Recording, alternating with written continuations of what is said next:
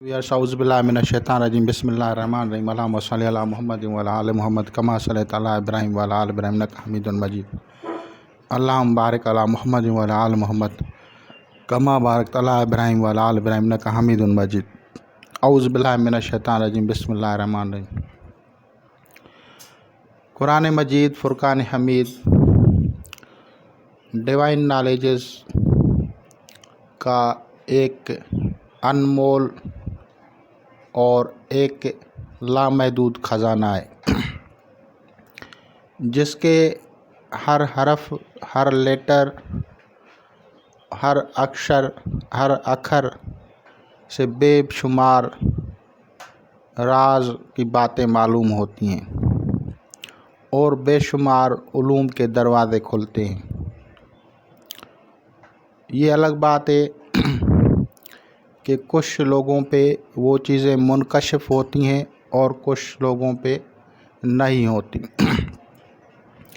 आज मैं आप लोगों को अक़ीदा इस्लाम में सबसे पहला अक़ीदा जो है तौहीद, और तौहीद से ताल्लुक़ रखने वाली जो ख़ास सूरह मुबारका है वो सूरह इखलास है। और मौज़तीन ये इनके पहला जो लफ्ज़ आता है, वर्ड आता है, वो कुल आता है। ये कुल का क्या मतलब है, इल्म जफ़र इसके बारे में क्या बताता है, रूहानियतें इसके बारे में क्या बताती हैं, आज हम इसके बारे में बात करेंगे। तो ये कुल है और इसके एदाद जो हैं 130 और 130 जो है ये एदाद हैं सलाम के। और अगर इसमें हम दो हरूफ को ऐड करें तो 132 आएगा। 132 इस्लाम का अदद है। और अगर हम इसमें दो नुकात को शामिल करें, ये हरूफ मैंने शामिल किए और दो नुकात को शामिल करें तो 134 आता है, जो कि इज़ इक्वल टू समद के हैं। तो इन हरूफ में अल्लाह तबारक व तआला ने सिफ़त सलाम का इज़हार किया है। इन हरूफ में अल्लाह तबारक व तआला ने पैगाम इस्लाम का इज़हार किया है। और जो उस पे अमल करें तो फिर उनको सिफ़त बेनियाज़ी मिल जाती है, यानी वो दूसरे अकायद को छोड़ देते हैं अगर वो इन अकायद पे अमल करें। पहला अकीदा सूरह काफ़रून में है कि आपका दीन आपके लिए, मेरा दीन मेरे लिए। क्योंकि कुफ़ार जब मिलकर हज़ूर अकरम सल्लल्लाहु ताला अलैहि वसल्लम के पास आए और उन्होंने कहा कि एक वक्त मुयन यानी साल हम आपके खुदा की इबादत करें और एक साल आप हमारे खुदा की इबादत करें या मूर्तियों की इबादत करें। तो वहाँ पे सूरह काफ़रून का नज़ूल हुआ और रसूल खुदा सल्लल्लाहु ताला अलैहि वसल्लम सैयदुल मुरसलीन सल्लल्लाहु ताला अलैहि वसल्लम ने फरमाया कि आपका दीन आपके लिए, मेरा दीन मेरे लिए। ऐसा हरगिज़ नहीं हो सकता। तो ये पहला तहफ़्फ़ुज़ का रास्ता है, सलामती का रास्ता है। यानी आप इस्लाम पे अमल पेरा हैं तो किसी और को बुरा भला नहीं कहना। आप उनके रास्ते पे नहीं चलें, वो आपके रास्ते पे नहीं चलें। ہاں اگر ان کو اللہ تعالیٰ ہدایت دے تو وہ آپ کے راستے پہ آ سکتے ہیں۔ دوسری صورت سورہ اخلاص ہے۔ سورہ اخلاص میں اللہ تبارک و تعالیٰ نے بتایا ہے کہ وہ بے نیاز ہے، اللہ الصمد،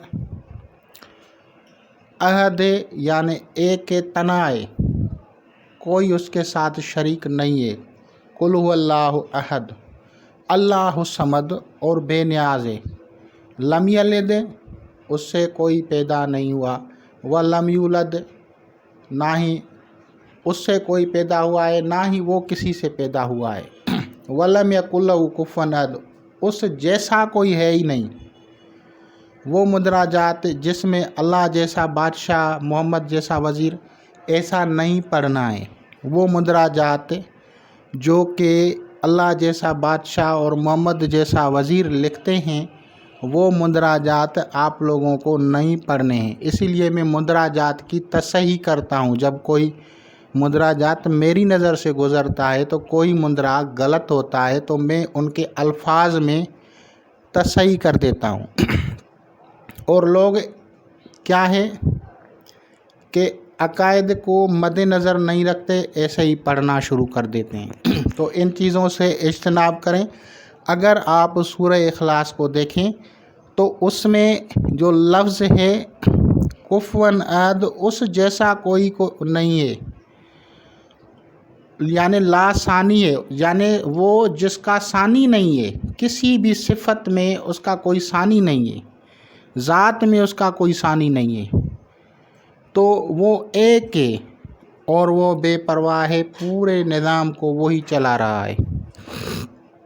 اب دوسرا آپ کو سلامتی کا راستہ وہ بتایا آپ کو کہ اگر آپ اس توحید کے راستے پہ چلتے ہیں آپ گمراہ نہیں ہوں گے، آپ کو دوسرے عقائد کی طرف دیکھنے کی ضرورت ہی نہیں ہے۔ اور تیسرا راستہ سلامتی کا، قل اعوذ برب الفلق من شر ما خلق ومن شر غاسق اذا وقب ومن شر النفاثات فی العقد ومن شر حاسد اذا حسد، یعنی آپ نے اس اللہ تبارک و تعالیٰ کی پناہ مانگنی ہے۔ کس سے؟ وہ جو آپ لوگوں کے لیے تکلیف دہ راستے ہیں، حسد کے راستے، نظر بد کے راستے، یعنی نظر بد والے لوگ، حسد والے لوگ، یا وہ جو گانٹھ لگاتے ہیں، جادو کرتے ہیں، ان سے بچاؤ کے لیے آپ کو اللہ تبارک و تعالیٰ کی پناہ میں جانا ہے۔ یہ سلامتی کا راستہ تیسرا آپ لوگوں کو بتایا۔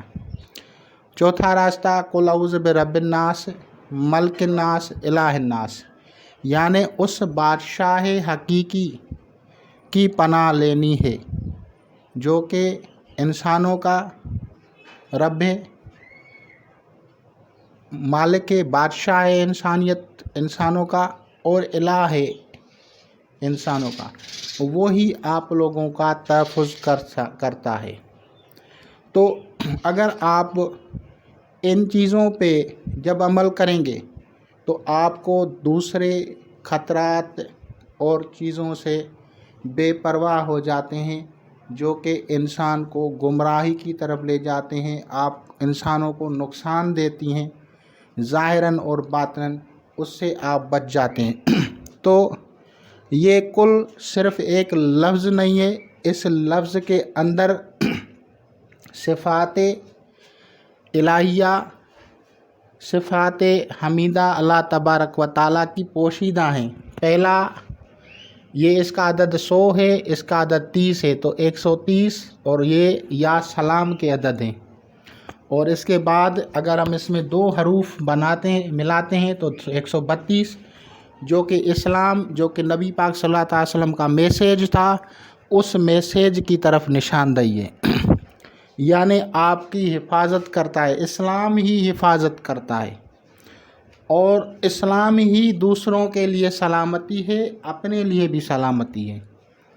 اور تیسرا اس میں 2 نکات جو ہیں اس میں جو لکھے ہوئے وہ اس میں ہم نے لگا لیے تو 134 ہو گئے، اور یہ صفت صمدانی کی طرف لے آتا ہے۔ لیکن کیونکہ اگر آپ محفوظ رہ جاتے ہیں، محفوظ ہوتے ہیں، تو اس بادشاہ حقیقی کے جب آپ کو صحیح طریقے سے مانتے ہیں تو پھر آپ محفوظ ہو جاتے ہیں، آپ کو کسی خوف اور خطر سے کی طرف پرواہ نہیں کی جاتی ہے۔ تو انشاءاللہ تعالی العزیز آپ لوگ اس سے استفادہ کریں گے۔ میں نے چاہا کہ آپ لوگوں کو یہ نکات بتاؤں تو تاکہ آپ لوگ اس سے سمجھیں، اور خدا حافظ۔